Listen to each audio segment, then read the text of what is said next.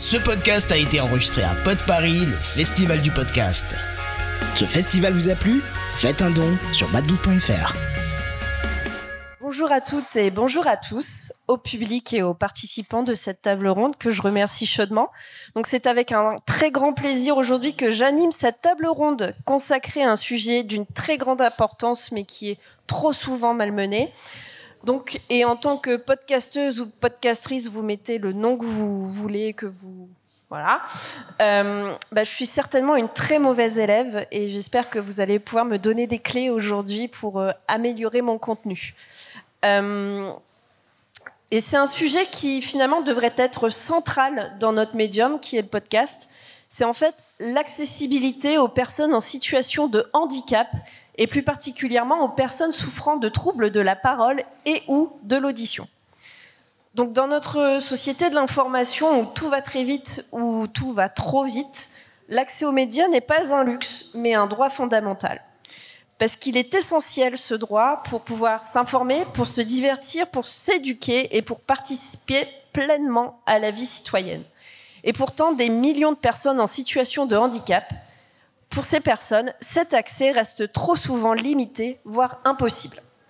Et cette table ronde a pour objectif de dresser un état des lieux de l'accessibilité du podcast, d'identifier les obstacles persistants, de partager les bonnes pratiques et les innovations, mais aussi de définir des pistes d'action concrètes pour améliorer la situation. Donc, l'accessibilité n'est pas qu'une question technique ou légale, c'est avant tout un enjeu d'égalité, de dignité et d'inclusion. J'aurais voulu, par exemple, avoir un interprète LSF, donc langue des signes, aujourd'hui, mais c'était un peu compliqué, donc je vous prie de m'excuser de ne pas avoir pu avoir un interprète avec nous aujourd'hui. Et en rendant les podcasts accessibles à toutes et tous, nous enrichissons non seulement la vie des personnes en situation de handicap, mais nous créons aussi une société plus inclusive et plus riche de sa diversité. Donc aujourd'hui, j'ai la chance d'être entourée de 4 super personnes. Je suis convaincue que nos échanges seront fructueux et qu'ils contribueront à sensibiliser et conscientiser sur ce sujet et, je l'espère, améliorer nos pratiques. Et je les laisse donc se présenter avec un tour de table. Et je vous présente Charlie. Bonjour à tous. Effectivement, je m'appelle Charlie, je suis journaliste radio. Je travaille depuis une dizaine d'années beaucoup pour RFI, Radio France Internationale, comme reporter. Et je fais depuis aussi quelques années des podcasts, donc toujours des documentaires, des documentaires sonores. Et si je participe à cette table ronde, c'est pour notamment un de mes derniers projets qui s'appelle Ma parole telle qu'elle est, que j'ai co-écrit, co-réalisé avec Pierre Chaffanjon, qui en a aussi fait la musique. Et l'idée, c'était de donner à entendre le bégaiement. J'ai rencontré en fait une personne bègue, Gaëtan, qui a 28 ans. Et j'ai eu envie de le suivre dans son parcours, dans ses rendez-vous avec son orthophoniste pour accepter son bégaiement, qui est en plus un bégaiement. Enfin, le bégaiement, c'est un sujet qu'on peut dire pas très radiophonique. J'ai eu plusieurs expériences de producteurs, productrices avec qui j'ai déjà travaillé où on m'a dit « Ah non, il bégaye trop, laisse tomber, ne le diffuse pas, ou on l'oublie ». Et j'avais envie justement de le donner à entendre. Et avec Pierre, avec qui on a fait ce projet-là, l'idée c'était de évidemment pas gommer le bégaiement, mais qu'il soit quand même compréhensible et qu'il n'ennuie pas non plus les auditeurs.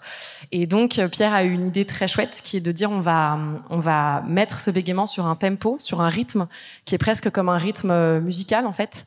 Donc on va pas gommer le bégaiement, mais on va juste le rythmer pour qu'il soit plus fluide à l'oreille. Et voilà, ça donne un documentaire de 50 minutes où on entend Gaëtan et aussi d'autres personnes bègues. Merci Charlie. Je vous présente également Louise. Bonjour, donc moi je suis Louise, je suis journaliste également. J'ai beaucoup fait de radio et j'ai commencé le podcast en 2015.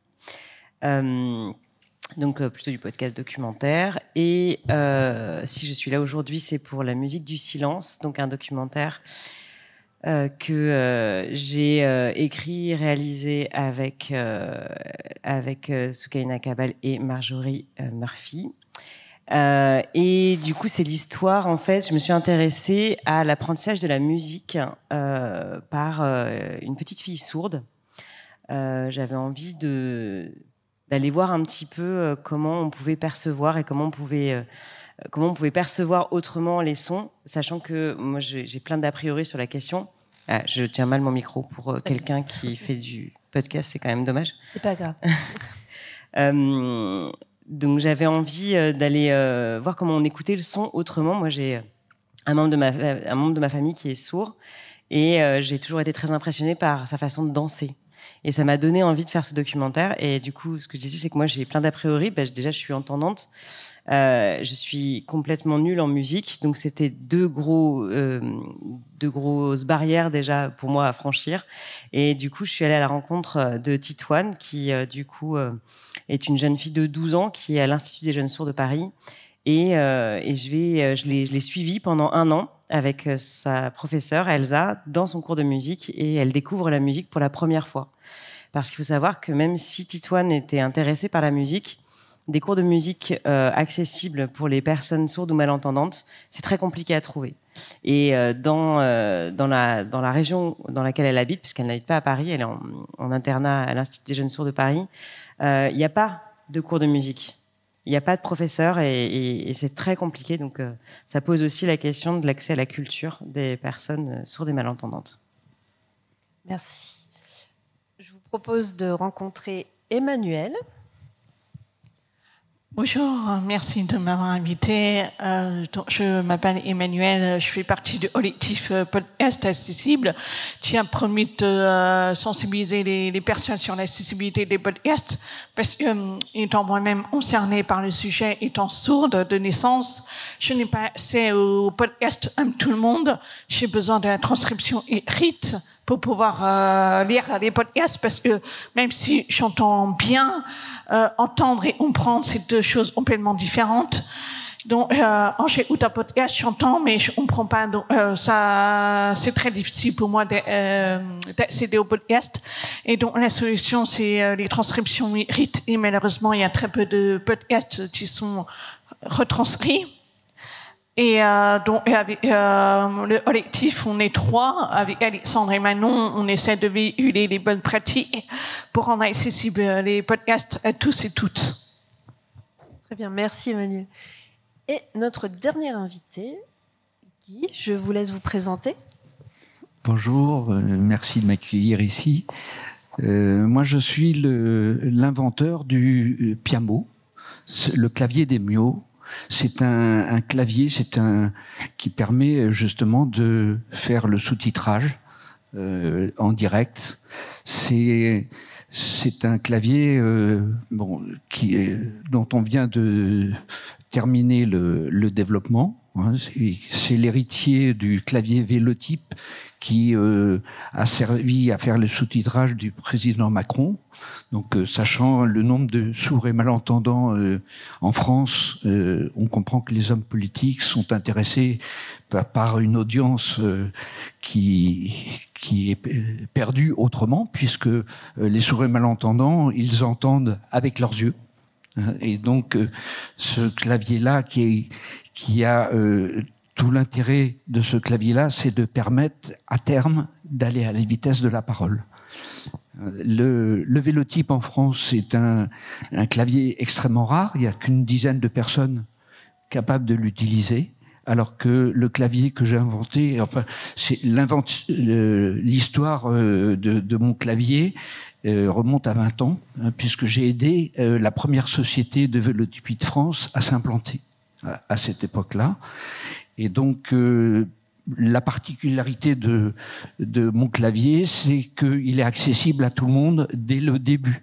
Bien sûr, personne ne sera virtuose comme un pianiste n'est pas virtuose dès les premières semaines et peu accède au stade professionnel. Mais mon clavier a cette particularité, c'est qu'il bénéficie de toutes les technologies à jour, à la différence du Vélotype. Voilà. Merci. Je pense qu'on pourra en reparler un petit peu sur les solutions techniques un petit peu plus tard. Eh ben, merci à beaucoup de votre présence et de vous être présenté. Donc, je vous propose qu'on rentre directement dans le vif du sujet, notamment pour parler des enjeux et des défis actuels. Alors, ma première question est quels sont les principaux obstacles auxquels sont confrontées les personnes malentendantes ou souffrant de troubles de la parole pour accéder au podcast? Qui se sent? Emmanuel? Je peux directement répondre à la question étant concernée par le sujet. C'est vrai, depuis quelques années, on voit fleurir énormément de podcasts qui est un moyen de véhiculer l'information, pour sensibiliser la population, pour parler des sujets, des débats, de culture politique, loisirs. Et c'est vrai, ça c'est de plus en plus popularisé tout de suite avec la communauté sourde et malentendante. On s'est senti un peu issu de ce nouveau moyen de communication parce que notre seule source d'information passe par la télévision avec les sous-titrages en de bonne qualité ou par les journaux et or, c'est pas l'accès total à l'information parce qu'aujourd'hui tout est immédiat. Et là aujourd'hui où ça va très très vite, où tout sujet est amené à en discuter via des podcasts. Je pense notamment avec les chaînes comme France Info ou Radio France qui proposent tous les jours des nouveaux sujets de podcasts. Et même en étant jeune, il y avait même avant les podcasts les radios et je n'avais jamais accès aux radios. Et donc, les podcasts sont nos revaux de la radio. Et c'est vrai on est un peu, on se sent vraiment exclu et on essaie de sensibiliser le public et en disant, vous êtes en train de priver une majorité de personnes qui n'ont pas accès à vos podcasts, notamment les personnes sourdes et malentendantes, qui représentent en même 6 millions de personnes sourdes et malentendantes en France. Et or, c'est un chiffre totalement sous-estimé parce que on ne compte pas les personnes âgées qui sont en train de perdre l'audition ou les jeunes qui se font pas dépister qui ne se font pas dépister. Parce qu'ils se rendent pas compte, ils sont en train de perdre l'audition en écoutant très fort de la musique. Avec l'orchestre, c'est devenu un enjeu de la santé auditive, avec un programme mené par la Fondation pour l'audition, qui justement essaie de sensibiliser les jeunes sur les risques de l'audio prolongé avec un son très élevé. Et avec tout ça, forcément, on est en train de devenir un sujet important. Et ce qui fait que plus de personnes deviennent sourdes ou malentendantes et les personnes qui sont sourdes de naissance. Et tout ça, il fait ça est une petite partie de la population. Et n'oublions pas, il y a aussi des personnes sourdes aveugles qui ne peuvent pas accéder non plus au podcast, mais avec la transcription écrite, ils peuvent lire les transcriptions avec leur plage braille. On a aussi, tu as parlé des personnes qui ont des troubles de la parole, ou aussi des personnes qui n'aiment pas écouter les podcasts parce que on peut ne pas supporter les voix de chaque personne et qui sont pas à l'aise à écouter, donc ils préféreront utiliser les transcriptions. Voilà, il y a tout. En fait, on touche plus de public, on le croit. D'accord, merci Emmanuel. Et peut-être sur justement le trouble de la parole, quels sont les obstacles qui sont rencontrés par la personne que tu as suivie, notamment Charlie? Là, du coup, c'est plutôt une question de l'accès à la parole publique, donc à participer à un podcast plutôt que l'accès en tant qu'auditeur. Et effectivement, alors, Gaëtan, en l'occurrence, donc le personnage que je suis dans Ma parole telle qu'elle est, quand je lui ai proposé de faire un podcast avec lui, de le suivre, il était assez partant justement avec cette idée de donner à entendre son bégaiement, et dans sa démarche, ça s'inscrivait plutôt bien puisqu'il essayait à ce moment-là je l'ai suivi pendant 1 an et demi, de l'assumer, de l'accepter, donc du coup de se réécouter. En fait, c'était pour lui un travail intéressant. Il avait envie de ça. Il avait aussi envie de donner à entendre son bégaiement pour d'autres personnes concernées. Il y a vraiment aussi cette envie-là de se dire, j'en suis capable de prendre la parole, donc voilà, un peu d'être un rôle modèle, voilà, à son échelle. Et on a fait par exemple une soirée d'écoute pour ce projet, auquel on a invité un certain nombre d'orthophonistes et aussi de personnes bègues, notamment grâce à des groupes Facebook dont faisait partie Gaëtan. Du coup, voilà, il avait posté un petit message et on a eu pas mal de monde concernés comme ça qui sont venus et ils ont tous, enfin ceux qui étaient présents en tout cas, ont pris la parole après l'écoute pour dire que ça leur avait fait du bien justement d'entendre Gaëtan, d'entendre son bégaiement. Alors bien sûr tous les bégaiements sont différents, mais en tout cas d'entendre ça, voilà, que ça leur avait donné aussi du courage pour prendre la parole. Par exemple, il y en a un qui disait moi ça me donne le courage là de lever la main et de prendre la parole en public devant tout le monde, ce qui est difficile pour tout le monde, mais en particulier quand on est atteint d'un bégaiement. Donc voilà, du coup il y a un peu ce côté-là d'accès à la parole, quoi, à la parole publique. Merci Charlie. Peut-être Guy, dans votre démarche d'innovation de proposer cet outil, vous avez aussi identifié un obstacle, un besoin de notre société ? Oui, tout à fait. Donc, d'abord, vis-à-vis des sourds et malentendants, mais pas seulement, puisque, en fait, la création de cet outil-là est aussi destinée aux personnes 10, puisque à l'apprentissage de ce clavier, on s'aperçoit que il y a un obstacle qui se lève, et puis aussi pour les personnes même aveugles. Nous, on est en train de créer un métier de pianiste où, en fait, on s'aperçoit que les aveugles sont plus performants que les voyants à l'usage de ce clavier.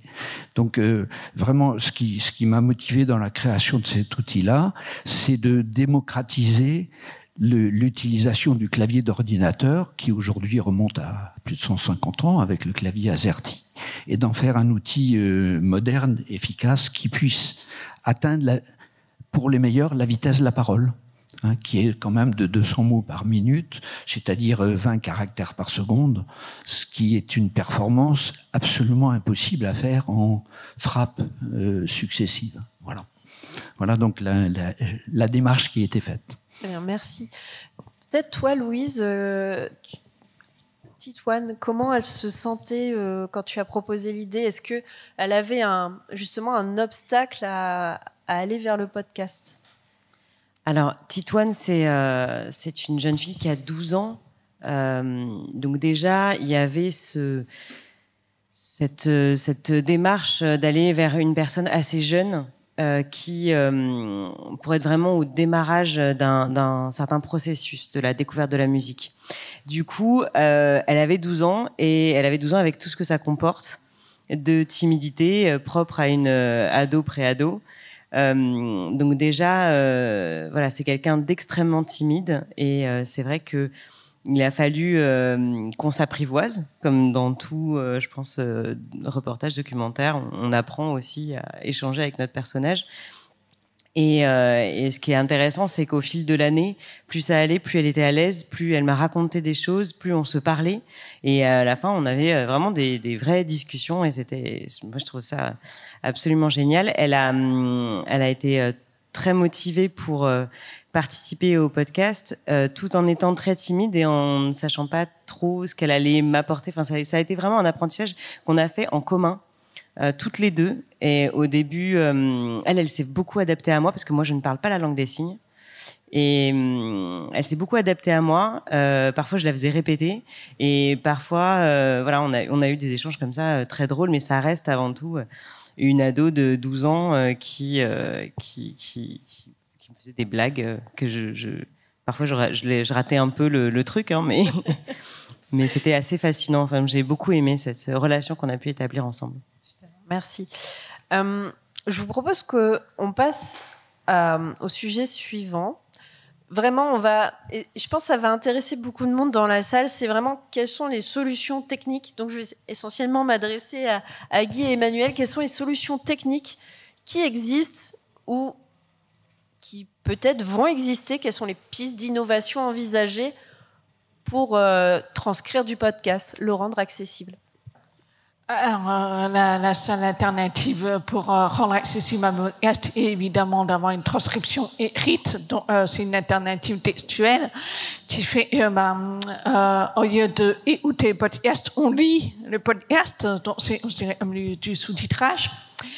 Et c'est vrai, les solutions normalement pas, vient de dire, avec sa solution piano, il y a aussi l'IA qui peut permettre de générer des transcriptions écrites à condition riche derrière, parce que l'IA, nous le savons, n'est pas parfaite, hein, il peut y avoir des erreurs.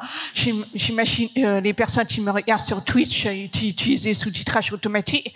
Quand je prends la parole, il y a plein de fautes, parce qu'avec mon accent de personne sourde, il y a beaucoup de mal à me comprendre, même quand j'utilise l'outil automatique là pour vous suivre.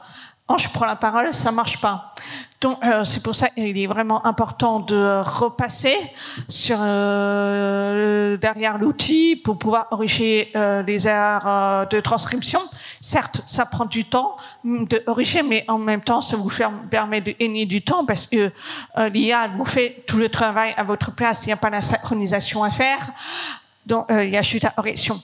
Par contre, ce que l'IA ne fait pas, c'est quand vous êtes plusieurs à parler dans le podcast, il faudrait mentionner les prénoms.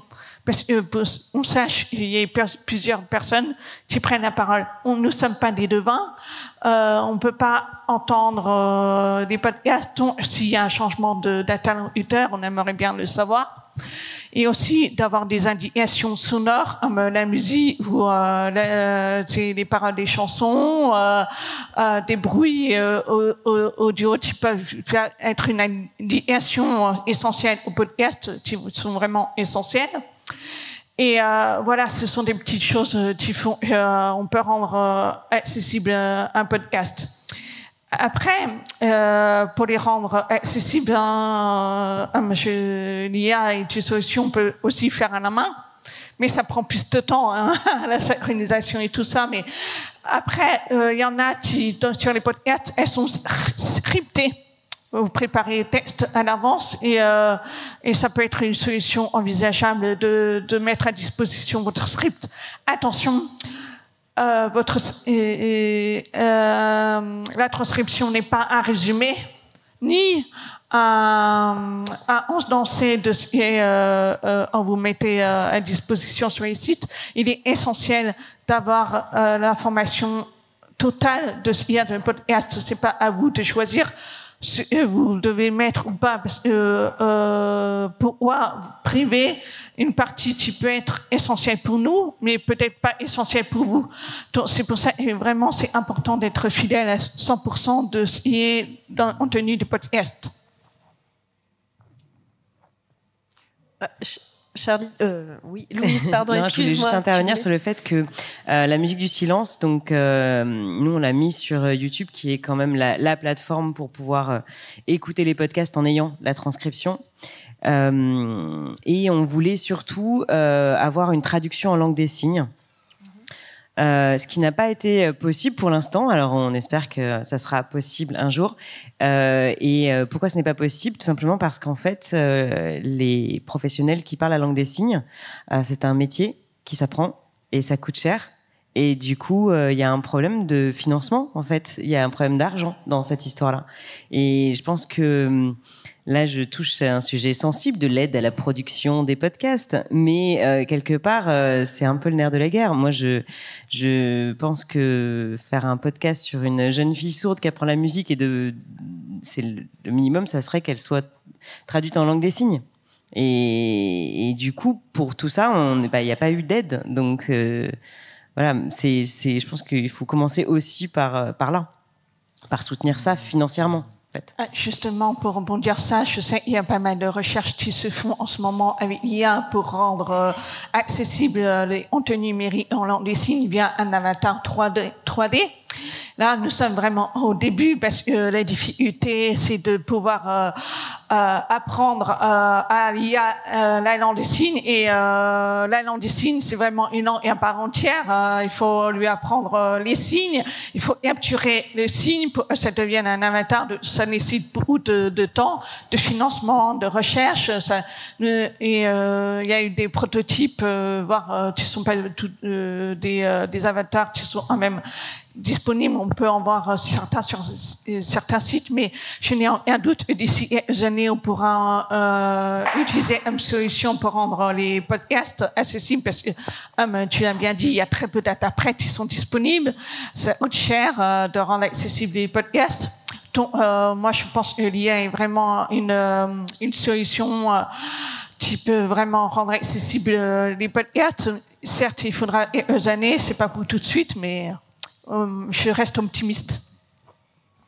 Et justement, Emmanuel, tu parlais que tu utilises un outil en ce moment même pour comprendre ce qu'on dit quand on tourne la tête ou que tu puisses pas nous voir bien. Est-ce que tu peux peut-être montrer ce que c'est ? En fait, je vais à des événements qui ne sont pas sous-titrés en live par des professionnels parce qu'il y a des professionnels piano, système RISP, ça reste qui sous-titrent en temps réel les événements. Et quand il n'y en a pas pour des raisons budgétaires, j'utilise une application qui s'appelle Microsoft Translator, qui me permet justement de suivre ce que vous dites. Moi, je lis sur vos lèvres, mais lire sur les lèvres, ça me demande beaucoup d'efforts. C'est d'énergie et je capte pas tout. Donc, je peux monter sur le sous-titrage automatique qui en me fait pas mal d'erreurs. Donc, il y a une charge mentale qui fait que j'essaie de compenser tout ça. C'est très énergivore, finalement. Oui, c'est parce que l'IA, elle fait quand même pas mal de fautes, même si elle a fait beaucoup de progrès. Il y a des moments où j'arrive très bien à suivre, mais des fois, ça part totalement en vadrouille. Dès le sujet devient très technique. Le sujet, l'IA ne comprend pas, n'a pas assimilé le langage métier. Donc ça devient du charabia. Mais là, aujourd'hui, j'arrive bien à suivre parce qu'on parle d'un sujet vraiment général qui est compréhensible par le langage des humains et donc par l'IA. Donc on peut peut-être également dire aux chercheurs en IA de s'intéresser à tout type de sujets et également les sujets de sciences humaines qui sont peut-être un peu délaissés parce qu'on se concentre beaucoup sur la science dure, de se concentrer sur ce type de sujet pour justement entraîner une IA à comprendre le vocabulaire des sciences humaines. Merci. Guy, est-ce que, par exemple, le Piamo, c'est une solution qui est disponible ? Oui, pour l'instant, enfin c'est au tout début, pour l'instant, parce qu'on forme des personnes, comme je le disais tout à l'heure, on ne devient pas pianiste professionnel en quelques semaines. Donc nous, on forme des pianistes actuellement qui s'entraînent et qui font justement du sous-titrage, mais à moindre coût, donc à destination de producteurs de podcasts en particulier, mais forcément ça a un coût. Bien sûr, et notre démarche est de diminuer ce coût-là, notamment en démocratisant la diffusion du clavier. C'est-à-dire que demain, des producteurs de podcasts pourraient très bien avoir des personnes formées à ce clavier-là, puisque nous diffusons des formations à destination de futurs pianistes. Et nous-mêmes, on facture à un prix extrêmement faible, puisque ça nous sert à former des personnes, notre objectif étant de faire du sous-titrage à la vitesse de la parole. Ce qui est une performance importante et qui est notre ligne de mire, parce qu'en fait, le marché du sous-titrage, il est colossal. Il y a toutes les radios, il y a toutes les télés, il y a tous les podcasts, c'est colossal, mais aujourd'hui, il y a que 10 vélotypistes en France et qui eux-mêmes ne sont pas en mesure d'aller à la vitesse de la parole, puisque la technique, le brevet date de 1938, donc ils sont, c'est très limité. Et déjà, nous, on a déjà produit plus de 100 claviers. Et on est prêt à en produire des milliers. Voilà. Presque artisanal au final. Pour l'instant, c'est artisanal, mais il est à destination de tout le monde. C'est-à-dire que je vous mets un clavier dans la main, voilà, vous êtes en mesure de le brancher, de l'utiliser immédiatement. Alors, faut oublier la vitesse de la parole. Il faut un certain temps pour y arriver. Voilà. Super, merci. Je vous propose qu'on écoute un extrait de Ma parole telle qu'elle est. Comme ça, vous aurez un petit aperçu de ce que Charlie a produit.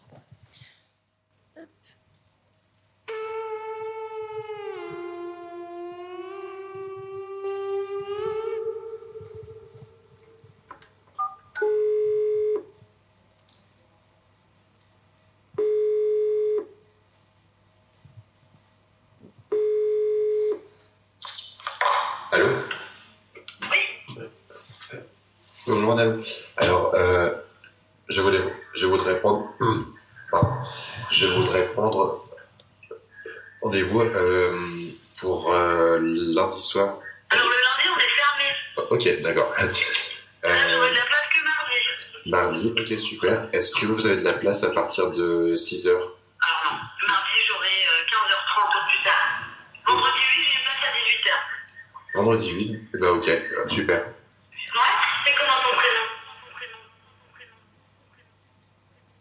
Alors, je suis Guy. Je suis Guy. Je suis Guy. Je suis Guy.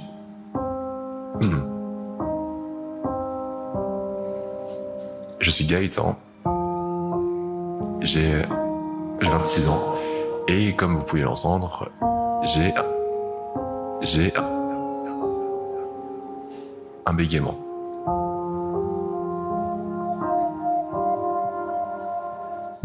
En général, chaque personne qui bégaye n'arrive pas à dire son prénom. On ne peut pas trouver un mot qui va à la place de notre prénom.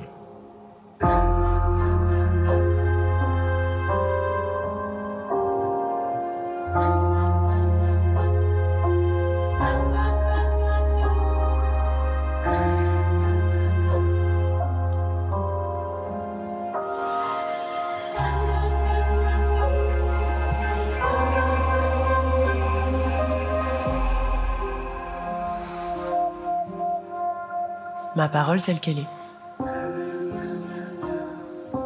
Un documentaire de Charlie Dupion et Pierre Chaffanjon.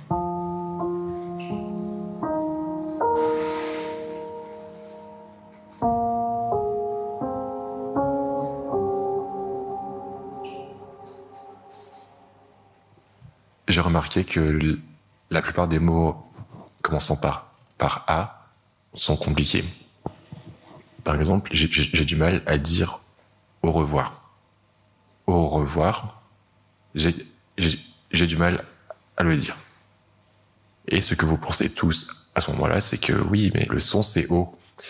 Mais il y a des mots comme ça, on sait que ça commence par un A, donc on le visualise comme un A, et on a du mal à le dire. Longtemps, j'ai pensé que j'étais trop bête pour... Enfin, on m'a fait comprendre que j'étais trop bête parce que je n'arrivais pas à parler correctement, alors qu'il y a des enfants de 5 ans qui peuvent faire des phrases sans bégayer. Mon médecin de famille nous avait dit que ça allait disparaître en grandissant. Et pour certains enfants qui bégayent, c'est le cas. Certains bégayent pendant quelques mois. Ils vont voir orthophoniste et ils ne bégayeront plus de leur vie. Ma mère y a cru, donc elle a dû se dire que ça allait passer, et je croyais aussi.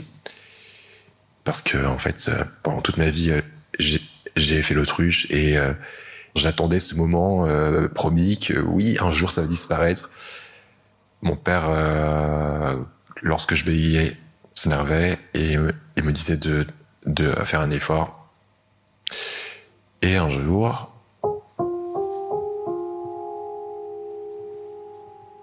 je devais avoir 21 ou 22 ans. J'ai dû me dire un truc du genre c'est bien beau tout ça, mais j'en ai marre. J'ai fait des recherches sur le sujet. J'ai vu que en fait il y a des gens qui ont mon âge et qui bégayent toujours, et donc là j'ai commencé à me dire qu'est-ce que je peux faire? On va aller voir l'orthophoniste.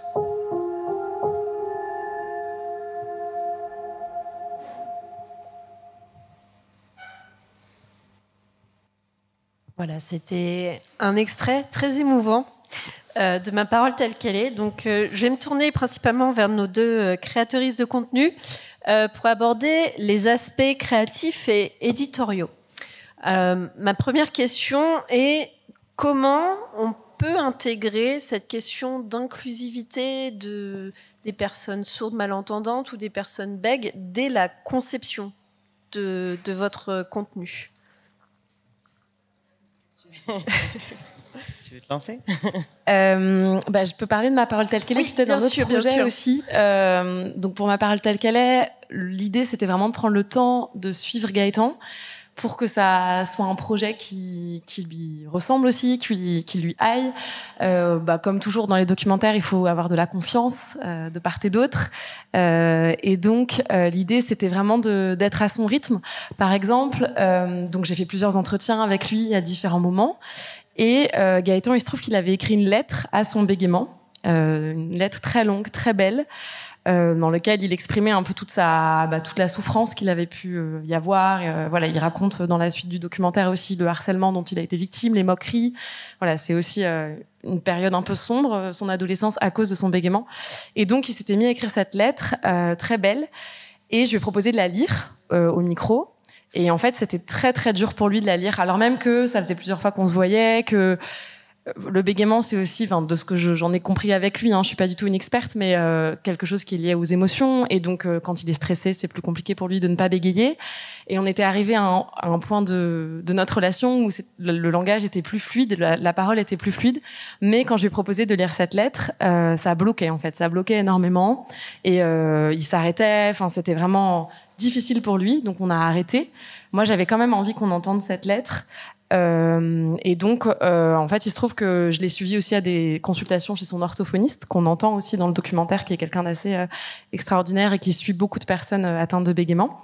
Et en fait, est venu dans la conversation, il a raconté en fait à son orthophoniste qu'il n'avait pas réussi à me lire sa lettre au micro. Et donc elle lui a dit allez, on y va, on va le lire avec. En fait, elle a plein d'exercices pour l'aider à fluidifier sa parole. Et elle lui a proposé de faire un de ces exercices-là où en fait elle commence à un rythme assez lent à lire avec lui en même temps, et puis elle le laisse un peu comme si elle le mettait sur les rails, et puis après il y a que sa voix à lui qui continue, et puis quand elle sent qu'il réhésite, qu'il rebégaye, elle revient doucement. Et donc j'ai enregistré ça, la lecture, et en fait c'est un moment que ensuite Pierre a musicalisé, et qui est un moment à part entière dans le documentaire. Et voilà, c'était au rythme de Gaëtan. Voilà, il fallait que la lecture, elle soit aussi un petit peu avec l'orthophoniste. Dans le documentaire, ça nous permet d'introduire l'orthophoniste et le rôle qu'elle a joué dans son parcours à Gaëtan. Donc voilà, du coup, l'idée, c'était d'essayer de construire en fonction de lui et de toujours lui parler des avancées du documentaire, d'essayer que ça le représente bien. D'accord, donc tu parles vraiment de construire. En fait, c'est une co-construction avec ton sujet. Toi, ça doit être également la même chose. Mais donc, je rebondis sur ma petite question sur comment on fait de l'inclusivité, de l'inclusion dès le départ. C'est vraiment en créant une sorte de confiance mutuelle, de connivence presque avec son sujet. Alors, je pense que ça, c'est l'essence même Enfin, je parle sous ton contrôle, mais c'est l'essence même de notre travail. C'est-à-dire que arriver, prendre la parole et se barrer avec, c'est pas du tout comme ça que, en tout cas, moi, je conçois mon travail. Donc, c'est un échange, un partenariat, on fait avec. Et moi, je fais pas sans Titoine. Enfin, si elle est pas OK sur une séquence, je dis ça pour Titoine, mais je dis ça pour tous les autres documentaires que je peux tourner. Si mon personnage bloque à un moment donné par l'émotion, par quelque chose de trop difficile, on en rediscute, mais je vais pas aller à l'encontre de sa volonté, parce que je suis là pour respecter en fait sa parole et sa vie et son sentiment et son émotion, et c'est la beauté de faire du podcast, c'est qu'on a cet espace-là aussi. Après, le fait d'anticiper, donc au-delà de la relation, je parlais tout à l'heure d'a priori. Moi, je me suis fait un peu rattraper par cet a priori-là, mon a priori d'entendante au début du tournage, parce que j'ai commencé à enregistrer les cours de musique, donc dans le cours d'Elsa. Et par réflexe, je me mettais toujours à côté d'Elsa, donc la professeure de musique. Et je me positionnais toujours à côté d'elle pour enregistrer, parce qu'en fait, c'est ce qui faisait du son. Et c'était un réflexe. Et au bout de 2-3 tournages, j'en ai discuté avec Soukaina, ma productrice, et elle me dit, et on en discute beaucoup, et là je me rends compte que mon sujet c'est Titouane, et alors elle est sourde, elle fait pas les mêmes sons, mais c'est pas parce qu'elle fait pas les mêmes sons que moi j'interprète comme des sons, je mets des gros guillemets, mais légitimes, que c'est pas des sons. Et donc en fait j'ai pris mes affaires et je suis allée m'asseoir à côté de Titouane. Et là, j'ai vraiment commencé à enregistrer les réactions de Titouane. Alors Titouane, elle est pas très à l'aise avec l'oralité, pas encore. Mais on entend vachement de choses quand elle discute avec ses copines. Elle se raconte des histoires du collège, de garçons, tout ça, donc ça ricane. Et il y a plein de choses en fait. Et c'est là où vraiment en fait j'ai commencé, moi je pense, à rentrer dans le sujet et que elle.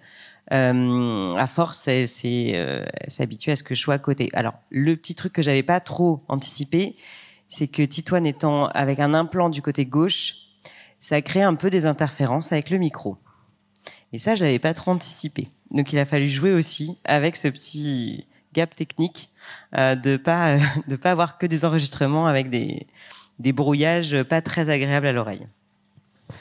Si je peux me permettre, c'était intéressant cet exercice en écoutant le podcast, parce que je vais être franche, je n'ai absolument rien compris, et c'est un bon exercice pour moi pour vous expliquer. Moi, je n'ai pas compris en écoutant le podcast, même si j'ai utilisé l'IA.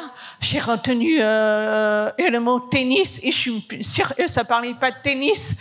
Et j'ai entendu, il y avait un peu de musique, avec une voix un peu hésitante, et tout ça pour dire l'importance de rendre accessible le podcast. Tu parlais, je sais qu'il y a une transcription écrite derrière, mais c'est pour expliquer le fait que rien en écoutant le podcast, je saisis pas le sujet, je saisis pas, j'entends la musique, et je sais et j'ai même entendu un certain son pendant que la personne parlait, et à cause de ça, justement, l'IA n'a pas pu comprendre et capter les propos.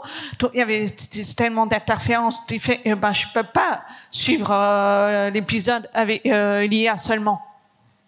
Et alors, moi, j'ai une question. Alors, c'est une question que je pose. J'ai absolument pas la réponse. Mais, par exemple, dans l'extrait de ton documentaire, Charlie, il y a vraiment une grande place à la musique, à ce rythme musical. Et je sais que dans la musique du silence, moi, j'ai beaucoup travaillé sur des ambiances où on n'entend pas quelqu'un parler, mais on l'entend bouger, vivre. Et comment on peut retranscrire ça?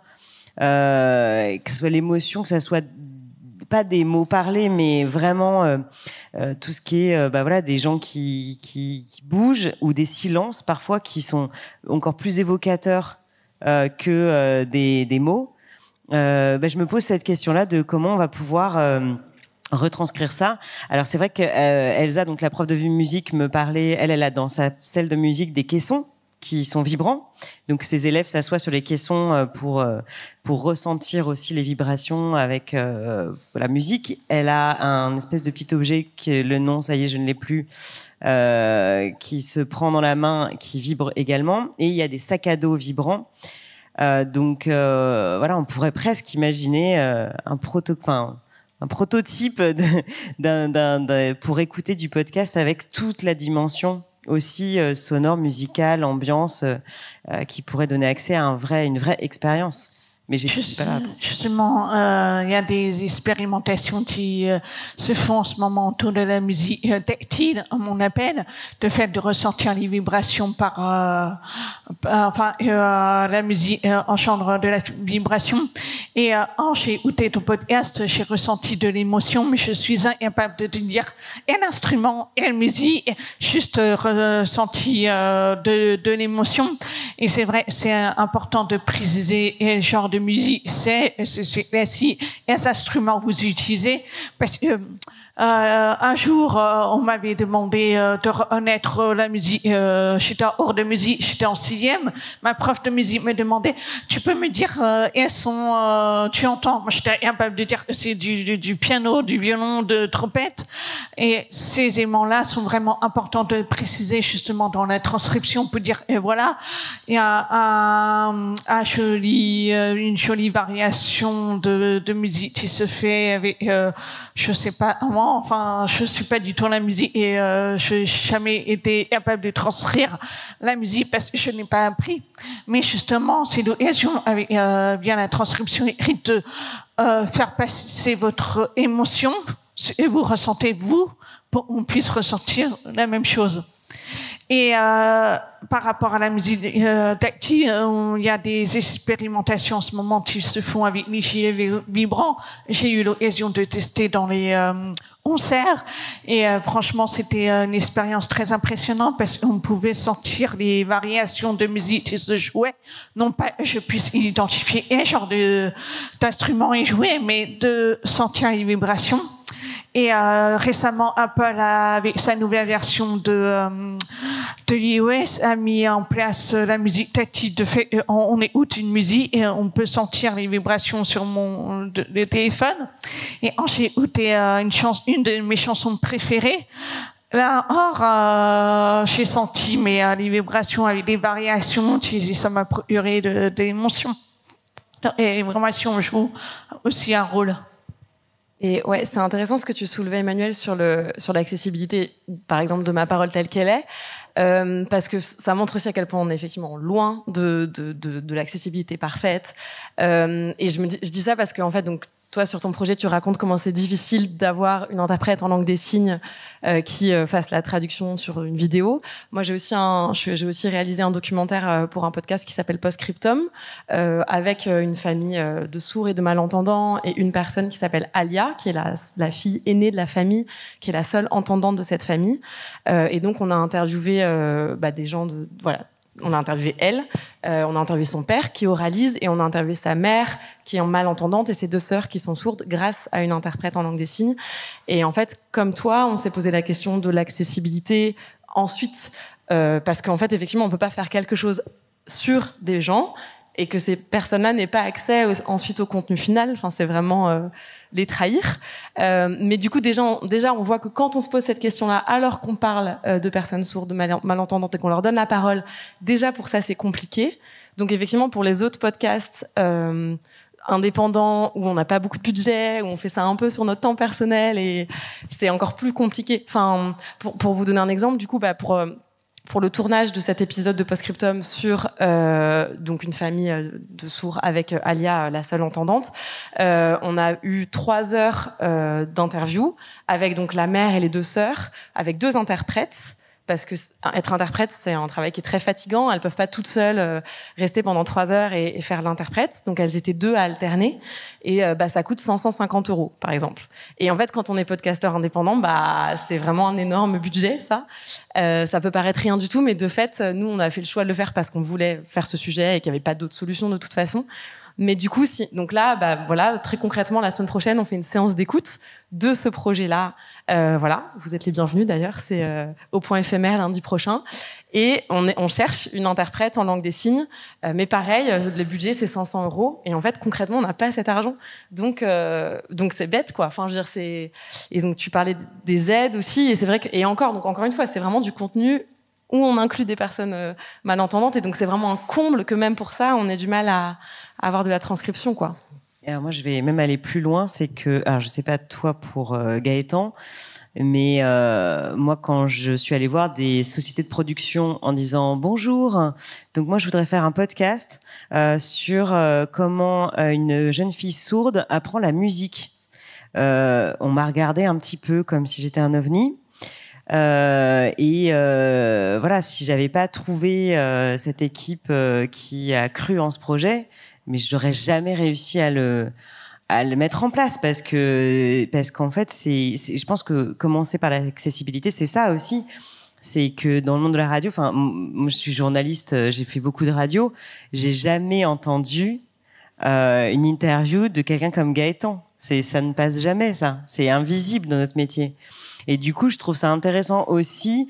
Et ces documentaires, c'est bien qu'ils existent. Moi, je trouve pour ça, c'est de dire, en fait, c'est important de rendre visible. Et c'est pas parce qu'on est habitué à avoir des personnes sans accent à la radio, avoir des personnes qui ont un débit très fluide, avec une écoute très très très précise, et ben il faut qu'on ait plus de diversité, des gens qui ont des accents, des gens qui ont ce qu'on appelle je sais pas comment on appelle ça, des petits défauts des petits tics de langage. Voilà, merci. Des petits tics de langage. Bon, bah voilà, on peut aller à l'encontre de tout ce petit monde bien lissé, bien propre. De l'audio et de la radio. Ouais, complètement. Et avec l'idée aussi, et nous c'était notre exigence, et en écoutant la musique du silence, je me suis aussi dit ça, de se dire, il faut que ça soit beau, il faut que la forme elle soit belle, c'est pas juste on donne la parole, enfin tu vois, une espèce d'exigence de forme pour que, bah justement, on donne peu la parole à des personnes bègues, il faut que on entende le bégaiement de Gaëtan, mais qu'en même temps, voilà, nous on a fait le choix de mettre beaucoup de musique, comme je vous disais, on a fait le choix de rythmer aussi, Pierre a fait le choix là de rythmer le bégaiement pour qu'il soit fluide à l'écoute, et vraiment c'est assez dingue quand on écoute les rushs initiaux et qu'on écoute ensuite son travail avec ce tempo qui fait que ça passe mieux. On a aussi réfléchi à alterner la parole avec lui et d'autres personnes. Voilà, et pareil, la musique du silence, c'est très dynamique, c'est très vivant. Enfin, voilà, l'idée c'est pas de se contenter de dire on donne la parole, mais aussi il faut que ça soit beau, il faut que ça soit. Enfin bref, et du coup ça aussi c'est du budget, mais. Justement, c'est pour ça c'est important d'en parler pour sensibiliser les personnes sur l'anti-app, parce que l'anti-app c'est un sujet qui n'est pas souvent abordé dans le milieu des podcasts et même dans la société en général. Il y a beaucoup de préjugés autour du anti-app. C'est pour ça qu'il faut faire preuve de pédagogie, de sensibilisation pour expliquer.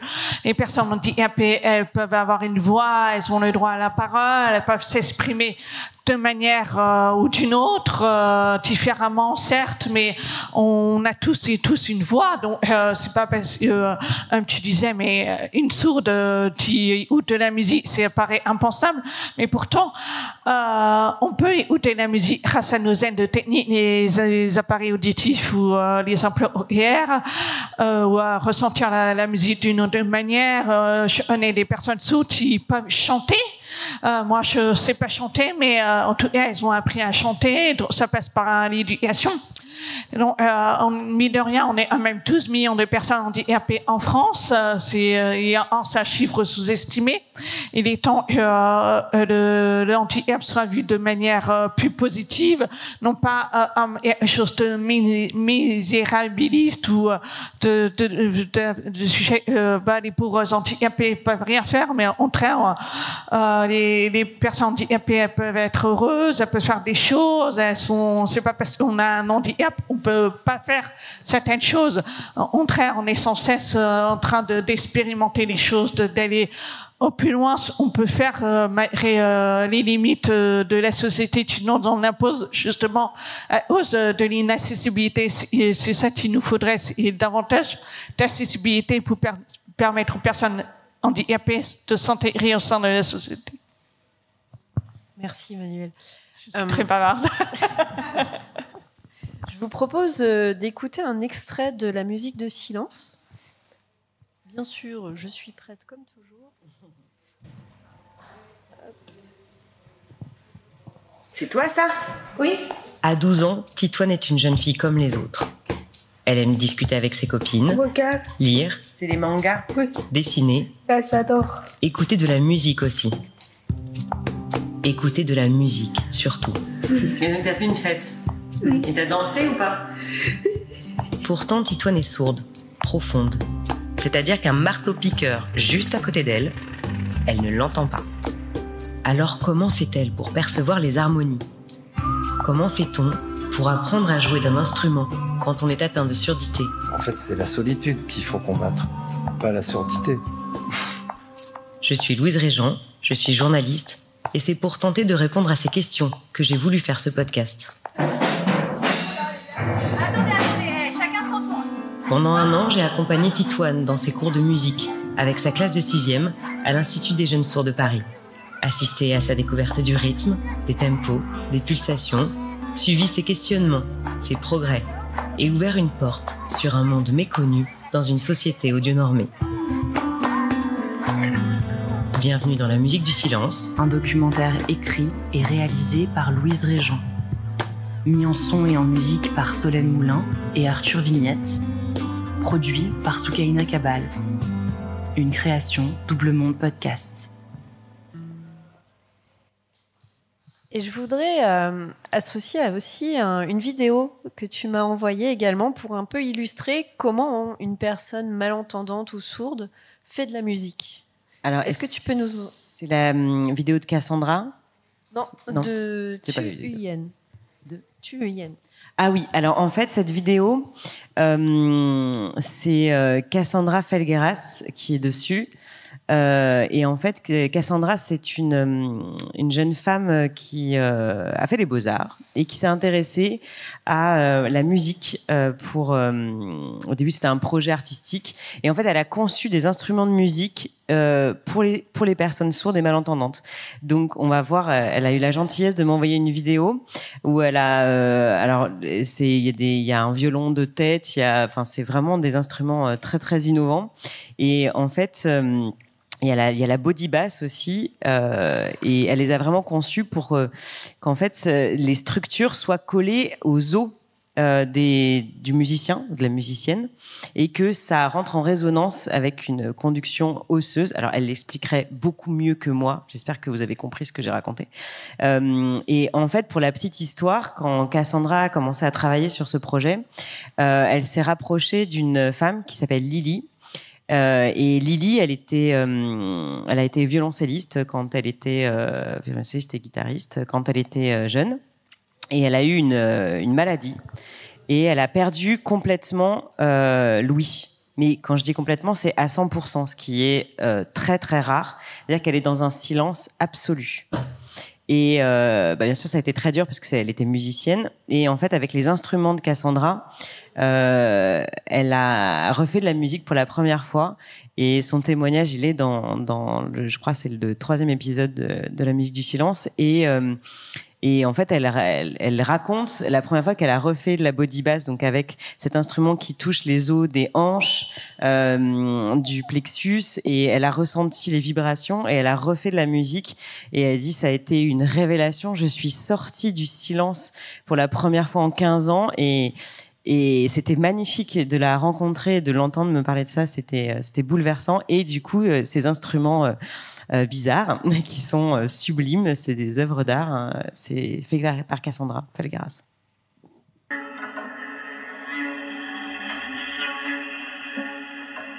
Ça, je crois que c'est le violon de tête.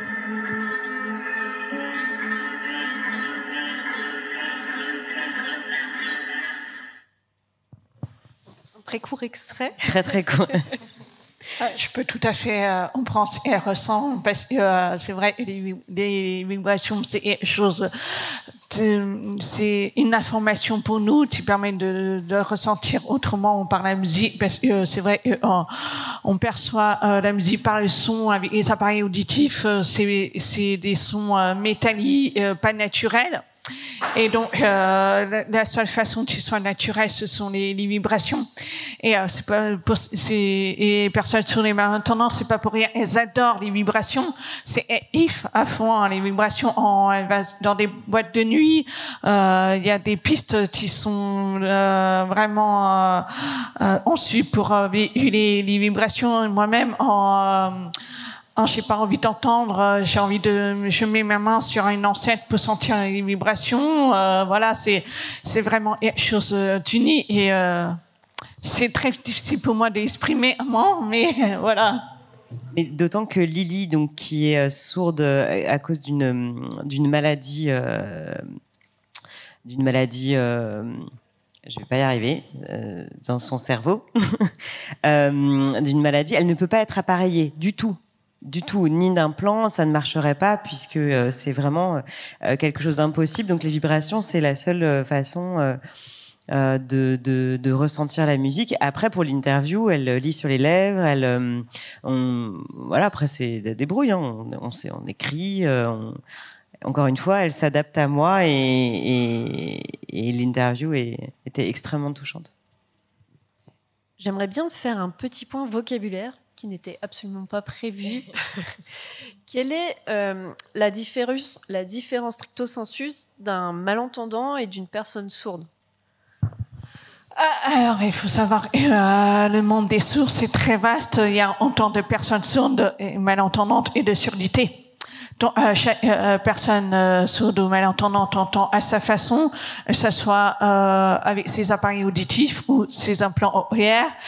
Pour les personnes qui ne savent pas, un implant OER, c'est vraiment un appareillage sophistiqué. Pour les personnes qui ne peuvent pas entendre avec un simple appareillage classique. Et donc, il fait les nerfs auditifs ne fonctionnent pas.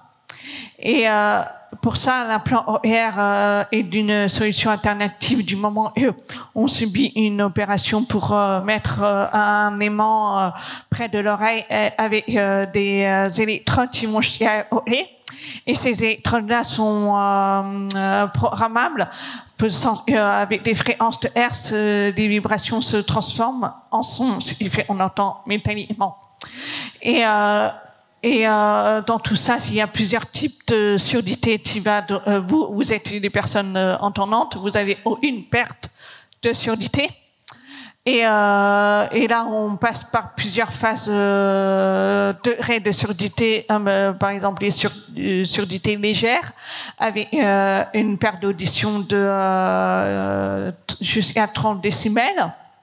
Ensuite, surdité moyenne, une perte d'audition de 30-40 décibels à 60-70 décibels. Surdité sévère de 60-70 à 80-90 décibels. Et puis, surdité profonde, au-delà de 90 décibels jusqu'à maximum 120, c'est vraiment, voilà, avec plusieurs groupes de surdité profonde. Et donc, à partir de là, c'est la solution Internet. La seule solution qui peut être proposée, c'est l'implant OER, qui est vraiment destiné aux personnes sourdes. Et le terme, en fait, sourde ou malentendance, ça dépend de la personne qui accepte plus ou moins bien sa surdité. Et on considère, en fait, une personne malentendante, c'est avec une personne qui a une surdité légère ou moyenne. Mais or là, c'est la frontière elle est mince, parce qu'on peut dire aussi elle est tout à fait sourde, cette personne. Donc voilà, ça dépend vraiment des personnes qui acceptent sa surdité ou pas, qui dit, mais même une personne sourde qui a vraiment une surdité profonde a du mal avec le terme sourde et préfère se considérer malentendante. Donc vraiment, c'est propre à la personne. C'est pour ça qu'on dit souvent les personnes sourdes et malentendantes pour pouvoir englober toute la population. Super, merci pour le petit point d'information. Je vous propose qu'on passe à une partie peut-être un peu moins sympa, qui peut sembler rébarbative, mais qui, je pense, est importante. Les aspects économiques et légaux. Alors, dites-moi, je pense qu'Emmanuel était au fait des aspects légaux. Qu'est-ce que dit le droit nous avons la loi du 11 février 2005 et cette loi elle a 20 ans l'année prochaine qui garantit l'égalité et les droits des chances en faveur des personnes handicapées. Et cette loi elle a 20 ans, à l'époque il n'y avait pas les podcasts, il y avait les radios et c'était pas vraiment, les radios n'étaient pas prises en compte dans la loi. On pensait pas du tout à l'accessibilité des radios, en moins aujourd'hui avec les podcasts. Néanmoins, il y a même par la suite d'autres traits qui sont sortis et ont pris des traits récents il y a en 2003 je crois et en 2013 en 2013 et 2015. Et ensuite, en 2018, ça a évolué. Et petit à petit, en 20 ans, la loi a évolué et on a commencé à parler de rendre accessible les sites Internet. Donc là, aujourd'hui, il y a énormément de sites Internet. Et pour construire les sites Internet, il y a le RG2A, le référentiel général d'amélioration de l'accessibilité, qui a été créé par le gouvernement sous les normes internationales, on appelle WCAG. Et donc, c'est avec le Archer2A qui remplit qui a une centaine de critères qui permettent de rendre accessibles les sites Internet. Et parmi ces critères, il y en a 2 qui concernent les podcasts. Et donc, il veut dire qu'avec toutes ces lois, elle encourage vraiment les entreprises publiques à être accessibles, et aussi pour les podcasts, et aussi les sites privés qui, au départ, concernaient les entreprises ayant un chiffre d'affaires de 250 millions d'euros, qui ont l'obligation d'être accessibles, leur site Internet, et ont pris les contenus numériques. Et à partir de 2025, les entreprises privées ayant un chiffre d'affaires de 2 millions d'euros doivent également être accessibles. Donc, il suffit pour les podcasts, on doit pouvoir proposer une alternative textuelle au podcast qui rentre dans le cadre de Archer2A. C'est les critères 4.1.1 et 4.2 qui concernent les podcasts. Donc concrètement, est-ce qu'aujourd'hui, dans le podcast, il y a une obligation d'accessibilité? Oui. Je n'ai pas été claire sur cette question, mais oui, il y a une obligation légale avec Archer2A qui permet de rendre accessible les contenus à tous et toutes, y compris pour les podcasts. Néanmoins, il n'y a pas de vérification, de contrôle derrière qui fait bien tout récemment, il y a l'ARCOM qui a pour mission de vérifier l'accessibilité des sites web. Donc, si un jour je dis Radio France ne rend pas accessible ces podcasts, je peux tout à fait dire à l'ARCOM Radio France ses droits vis-à-vis de l'accessibilité. Donc, toute personne qui constate qu'il y a un souci d'accessibilité peut se demander à l'ARCOM de faire des vérifications, et donc l'ARCOM va vérifier et elle peut décider de mettre une amende qui est de 25 000 à 50 000 euros. Vous voilà prévenu. Et sur un plan peut-être un peu plus économique, Guy, est-ce que vous avez un avis là-dessus sur, en tant qu'entrepreneur, le marché? Est-ce que vous... Oui, nous, ce que j'ai dit là tout à l'heure, c'est qu'on cherche à démocratiser la réalisation de sous-titrage et de façon à ce que ce soit un coût économique le plus bas possible. Mais pour cela, nous, déjà, on n'est pas aidés dans la formation de nos piamistes, puisque aujourd'hui, on les paye. Et une façon pour nous de minimiser cette charge de formation, c'est de réaliser du sous-titrage à prix coûtant pour les podcasts ou pour des sites qui demandent d'être dans les règles, justement. Dans quelques années, lorsque l'on aura des centaines, voire des milliers de piamistes, puisque déjà on diffuse ce clavier-là auprès de jeunes de l'âge de 12 ans. Vous comprenez qu'aujourd'hui, quand ils seront sur les bancs de l'université, ils auront une vitesse très élevée, proche de la parole, grâce à cet outil-là. Et à ce moment-là, forcément, la loi de l'offre et de la demande fera que le sous-titrage par ce média-là sera à des coûts beaucoup plus abordables. Sachant que, il reste la reconnaissance vocale, bien sûr, qui est le deuxième grand concurrent et qui a des coûts beaucoup plus faibles, forcément, puisque ça ne met pas en œuvre des hommes. Surtout depuis l'arrivée de ChatGPT, l'IA générative représente une vraie alternative à l'économie, parce qu'on peut créer des transcriptions écrites l'aide à l'IA pour un faible coût. Mais attention à la qualité, parce que la qualité quand même elle varie selon les outils utilisés. Il y a des outils automatiques qui vont bien, d'autres qui ne sont pas. Donc le mieux, c'est vraiment, comme j'aime bien dire, c'est mélanger l'intelligence artificielle avec l'intelligence humaine pour rendre la qualité vraiment meilleure.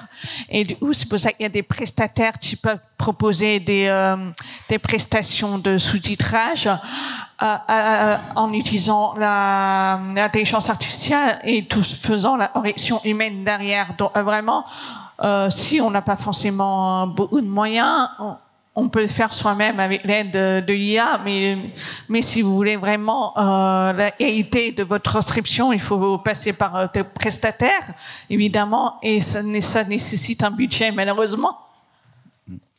Effectivement, donc il y a un marché à bon entendeur et aussi peut-être aussi pour les aides d'État pour nous aider les créatrices et pas seulement les multinationales. La production surtout. Et la production. La production surtout. Donc il nous reste 10 minutes pour cette table ronde. Est-ce que en 5 minutes, parce que j'aimerais bien prendre une ou deux questions dans le public, est-ce que vous pourriez nous dire si vous avez identifié des pistes d'avenir de comment améliorer tout ça? Vous, en tant que productrice, créatrice, peut-être vous participez à la sensibilisation. Est-ce que vous voulez aussi continuer dans ce chemin-là? Et peut-être après, des pistes un peu plus concrètes d'outils, etc. Qui veut commencer cette question ultra difficile? Je réfléchis fort. Hein. Peut-être Charlie, tu as réfléchi. Oui, c'est une large question, mais je pense que nous, en tant qu'autrices, notre rôle, le rôle qu'on peut jouer en tout cas, c'est ce qu'on essaye de faire, c'est de donner la parole à des personnes concernées effectivement par ces handicaps-là, à les donner à entendre, à essayer que aussi ces projets ils vivent. Par exemple avec le bégaiement, ma parole telle qu'elle est, j'aimerais beaucoup que ce projet il touche un public d'orthophonistes bien sûr, mais aussi des écoles pour potentiellement donner à entendre ça. Parce que le bégaiement, alors certes ça concerne pas un grand nombre de personnes, mais de fait ça existe. Et c'est aussi l'idée de sensibiliser à l'existence d'une différence, quelle qu'elle soit. Et je trouve que aussi un peu aller à l'encontre des préjugés. Voilà, on peut être bègue et prendre la parole et raconter sa vie pendant 50 minutes dans un podcast. Tout comme je trouve que la musique des silences, c'est on peut être sourd et faire de la musique. Voilà, je pense que notre rôle, il peut aussi être dans la diffusion de ces œuvres, essayer de faire en sorte que qu'elles aillent à la fois aux personnes concernées, bègues ou sourdes ou malentendantes, et aussi à un plus grand public pour essayer de faire connaître ces difficultés-là, voilà. Et on revient aussi à cette idée de la transcription, etc. Mais en tout cas, voilà, essayer que ces œuvres voyagent, quoi. Et puis de pas hésiter à en proposer des projets comme ça, même si ça peut être un peu décourageant, hein, évidemment, quand on est auteur, autrice, on a parfois d'excellentes idées que l'on propose et auxquelles on n'a pas de réponse. Et je pense que voilà, c'est aller sortir un petit peu des sujets, je dirais pas classiques, non, pas. J'essaie de trouver un mot politiquement correct. Des sujets. Allez-y, si vous avez des idées, je vous en prie. Des sujets qui sont des sujets... mainstream ? Ouais, ou... Je trouve pas le mot qui correspond bien, mais vous avez compris l'idée. Et en fait, d'aller aussi chercher les productions en leur disant mais si, il faut en parler de ça, mais bien sûr qu'il faut en parler. Mais si, il y a 6 millions de personnes, c'est important, c'est un sujet important. Et donc, pour ça, il faut parfois être un petit peu... obstiné, mais ça, je pense qu'on partage peut-être ce trait de caractère-là de l'obstination, finalement. Pour moi, c'est une évidence. J'aimerais bien qu'il y ait de plus en plus de podcasts qui soient accessibles, on posera plus la question de mettre ou non les transcriptions, ça devienne naturel de créer des transcriptions, parce que vraiment le podcast est devenu un moyen d'expression pour tout le monde, et c'est dommage de priver une partie de la population à cette communication dont elle est privée. Donc, parce qu'on passe aujourd'hui, les podcasts sont devenus vecteurs d'information pour véhiculer une idée, pour informer les publics sur des sujets d'enjeux sociétal, politique, santé. On parle de tout et n'importe quoi. Pourquoi on priverait une partie de la population de ces sujets-là, de s'éduquer? Parce que c'est là qu'il s'agit d'éducation. Donc, si on n'éduque pas une partie de la population, par exemple, sur je parle des maladies comme le sida ou le papillomavirus ou le E8, qui sont vraiment des sujets sociétaux. Si on n'informe pas les personnes de ces maladies-là, on va continuer à véhiculer ces maladies parce qu'elles ne seront pas au courant. Donc c'est un exemple parmi d'autres. Donc c'est vraiment pour moi important de continuer à sensibiliser les personnes, les créateurs et créatrices sur le domaine de mettre à disposition les transcriptions. Oui, ça demande un peu plus de travail, mais il y a des outils qui sont mis à disposition. On en a parlé, et ça demande un peu plus d'efforts, mais n'oublions pas que ça vous donne aussi davantage d'audience. C'est de ça que j'essaie parce que les podcasts, ça marche à l'audience. Donc, j'ai parlé de 6 millions de personnes sur les malentendantes qui peuvent être concernées. Donc, c'est de l'audience potentielle en plus. À bon entendeur, sans vouloir faire de mauvais jeu de mots.